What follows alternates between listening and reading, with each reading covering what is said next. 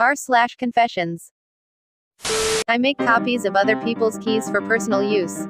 Whenever anyone lets me borrow a key, usually to their house in order to pet sit, the first thing I do is go to Walmart and make a copy of that key for personal use after they ask for it back. I never break into houses and steal anything, other than food or maybe alcohol, but I love the feeling of being able to effortlessly enter a place I know I don't belong without anyone's knowledge. I have keys to multiple people's houses and a couple of buildings, garages from my old job. My two nephews are complete shitheads, so I get them gifts that are noticeably inferior to the gifts I give their cousins. This year, both of their female cousins are getting hoverboards from me. One nephew gets a book about sharks and the other gets a basketball. Edit, a small handful of people in here believe you deserve the gift of your dreams regardless of whether or not you've, done anything to earn it. I overcharged over 5,000 people. Back in high school I used to work the concession stand. In my school the booth was a little folding table where I would sell water, pop and chips. To anyone that was a visiting team I would charge 25 cents minus 0.50 more on the items they wanted to buy, and I would keep it.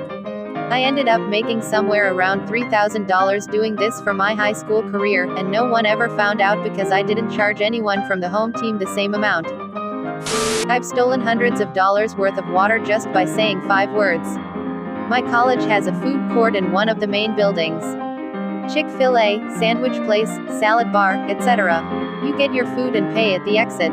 Every single time I've eaten lunch there since I was a freshman, I grab a bottle of water with my meal, walk up to pay, and say, I brought the water in. The employees aren't paid enough to care, and I pay enough in tuition to not feel bad about it. I ghosted my boyfriend of 5 years.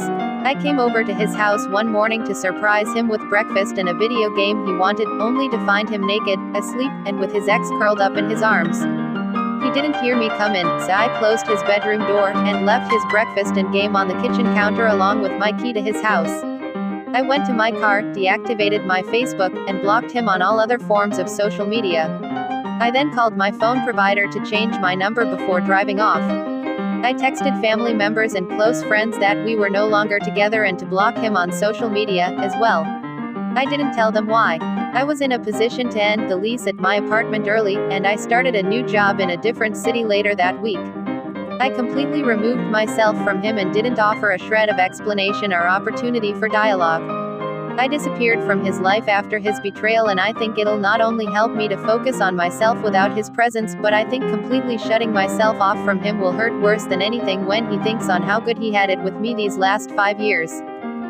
I thought I was a pretty good dad until I was tested. My son threw a snowball at me and I instinctively blocked it with my daughter.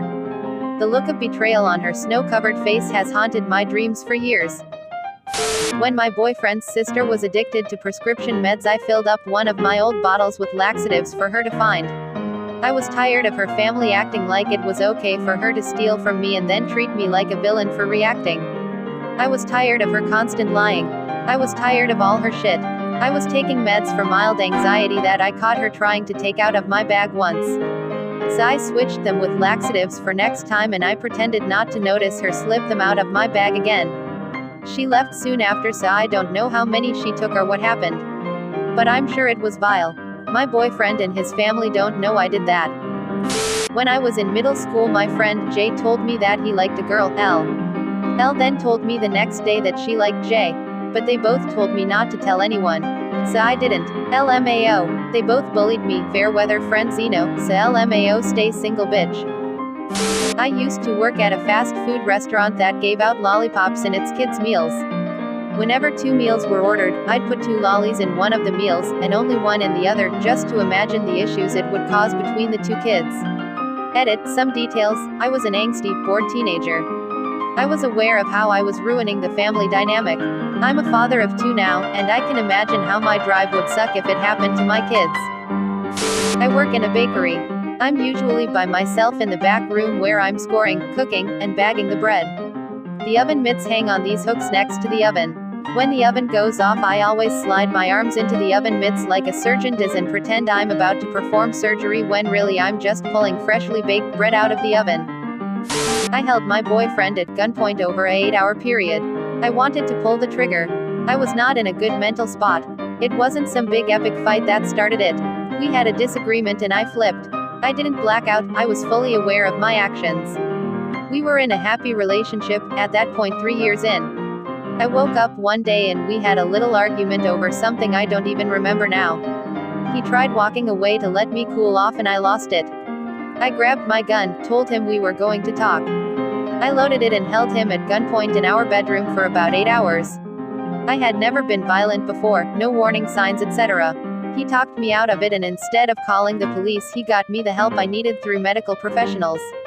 I was diagnosed with PTSD, social anxiety and depression, possible stemming from the PTSD. He was there for me every step of the way, and the guilt I feel will never go away from my actions. Life could have gone such a different way if I pulled the trigger. This was 10 years ago, and we are married and have 2 beautiful children. Looking at us now, no one would imagine what happened. We never told anyone, and he stood by me at my darkest moment. Mental health problems are real. Instead of locking me away and running for the hills, he helped me when I needed it the most. The resulting life we are living together is more than I could have ever imagined. My brother beat me up, so I ruined his relationship. No regrets. My brother and I have a very bad relationship, there's a lot of yelling and cussing, but we never got physical until one night he came home very angry and just started punching and kicking me. Our parents weren't home, so I guess that's why he felt brave. I ended up with a busted lip, a black eye and a bunch of bruises all over my body. After that, our father sent him away for a while. A few days later, I used my mom's phone to accidentally call his girlfriend and left it on while I talked to my mom how worried I was that he was capable to beat up his little sister. Imagine what he could do to his girlfriend. The next day, the girl showed up at our house saying that she wanted to hang out with the family, which was really weird because she would only do that when my brother was at home. But when she saw me, she started freaking out, asking what had happened and if it had anything to do with my brother. My mom ended up telling her and she dumped him the same day. I just told someone I was too tired from day drinking to hang out, but it's actually because I had 8 hot dogs today and I feel like I'm going to die. Before I went to bed, I called my girlfriend with a low battery and told her I'll talk to her until my phone died. She began talking about The Bachelor and I pretended my phone died by hanging up. I regret nothing. Update: wow, this got way more popular than I wanted it to. Just an FYI, we have been dating for 5 years and could not be in a happier, healthier relationship. When she saw this post, she got a really good laugh out of it. I cheated to get my bachelor's and my master's degree. Yeah, I cheated. I didn't write any of my papers, I didn't do any of the work myself. I stole a lot of work. Took only classes anyone I knew did and used all their work for it with minor changes. I made it through 6 years and got 2 degrees. I got a scholarship out of high school by cheating. I cheated during the SAT. I cheated most of my life and I feel a little bad, but not really. Thanks to a couple real ones for holding it down for me. Wouldn't have made it this far without you. Edit: 1 million views, thank you. All the folks who got triggered, thanks for fueling the post. May all of your bridges be sturdy and your streets pothole free. Wouldn't have gotten this far if it wasn't for your hard work. Edit: thanks for the gold, anonymous, I love you. Edit: shout out to my university and my professors. I graduated with a 3.3 GPA, not the best but it's alright. I also took the FE and PE exams and did well. Edit: yeah, I'm bragging. But I confess, thanks.